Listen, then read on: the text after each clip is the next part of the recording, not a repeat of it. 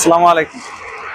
আজকে আপনাদের নিয়ে আসছি আমি ঢাকা ময়মনসিংহ রোডের ন্যাশনাল পার্ক বা ভাওয়াল জাতীয় উদ্যান নামে পরিচিত এই জায়গাটা আপনার অনেক এলাকা, অনেক কিলোমিটার জুড়ে বিস্তৃত হচ্ছে।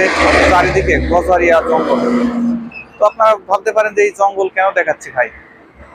এই জঙ্গল এখন যতটা দেখছেন ব্যস্ততা, গাড়ি ঘোড়া ময়মনসিংহ রোডেরা গাজীপুর চৌরাস্তা থেকে রাত্রে 10টার পরে কিন্তু এত ব্যস্ততা থাকে না। তখন এই রাস্তাটা হয়ে ওঠে খুবই ভয়ঙ্কর। এখানে চোর, চুরি, ছিনতাই, খুন প্রত্যেক দিন প্রায় হয়েই থাকে। আমি নিজেও এখানে ছিনতাইয়ের শিকার হতে যাচ্ছিলাম, কিন্তু আমার এই যে বাইক নিয়ে আমি যাচ্ছিলাম রাতের 9:30টার সময়, তখন ভিতর থেকে একটা ডাল নিয়ে একজন আমাকে আঘাত করে, কিন্তু আল্লাহর অশেষ রহমতে আমি বেঁচে যাই।